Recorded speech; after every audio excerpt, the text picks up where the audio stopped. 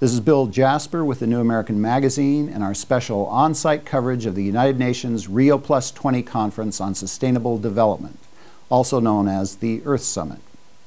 Correspondent Alex Newman and our film crew are in Rio de Janeiro now for the preliminary program of the conference before the main events start on June 20th. So, Alex, we're glad to see that you and the crew made it down there safely to Rio and are at the conference.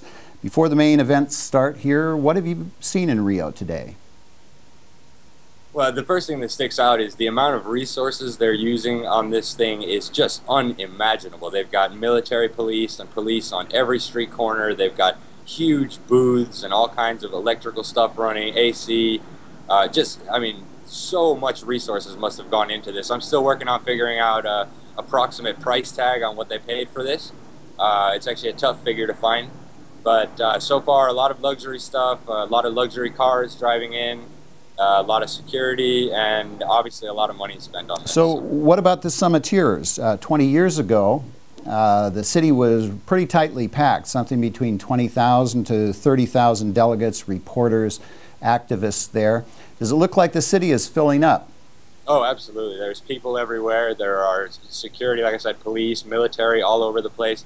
All of the locals that we've talked to have had a lot of interesting insight to offer about this. They say the place is flooded with foreigners, diplomats, journalists, a lot of Chinese, some Swedes, and so yeah, there's a lot of people here already, and we anticipate that there's going to be a lot more in the coming days. One thing that I noticed, Alex, is that what seems to be strikingly absent from the official deliberations and the reporting so far is any explicit mention of global warming or climate change, which is certainly strange since that has been the premier hobby horse of the Greens for over a decade.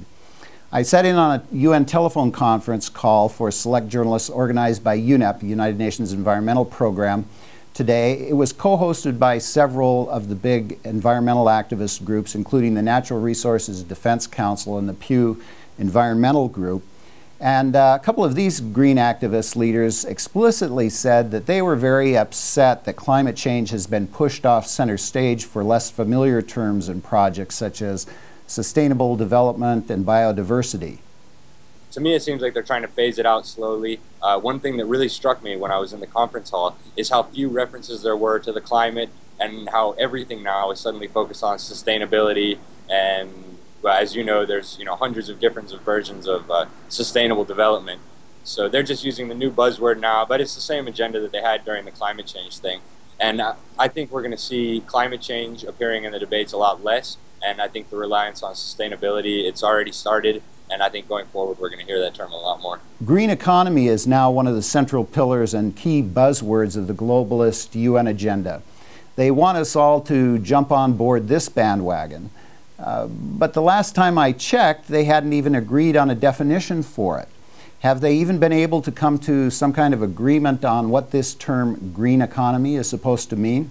So that's another one of the big buzzwords here. We need to move toward a green economy. They still have not completely defined it, but based on the documents that they've put out so far that we've reported about at thenewamerican.com, it appears to be a sort of planetary level central planning aimed at, well, of course, it encompasses all different facets of life, but the overarching themes are less consumption, less people, and more sustainability. Although it hasn't been officially defined, is it accurate to say that what is being proposed under the banner of green economy entails more central planning, more centralized governmental power over all aspects of our lives at the national and international levels? Oh, absolutely. And I would recommend people go check out thenewamerican.com. We've got two very good reports on what they're doing with this green economy.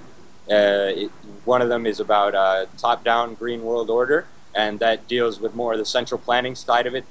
In their reports, they're openly talking about using government policies, using coercion to reorient consumption, reorient economic production. And so there is a very real element of central planning in all of this. And then on the flip side, they're trying to amass all these new powers at the international level to direct education, to make people grow up believing in sustainability and that the UN is the answer to this mysterious sustainability. So, I mean, the terms they use, I think they're quite frightening. They talk about changing people's mindsets, changing people's lifestyles, changing consumption patterns, and reorienting basically all of human civilization to meet the goals of this largely undefined green economy and sustainable world.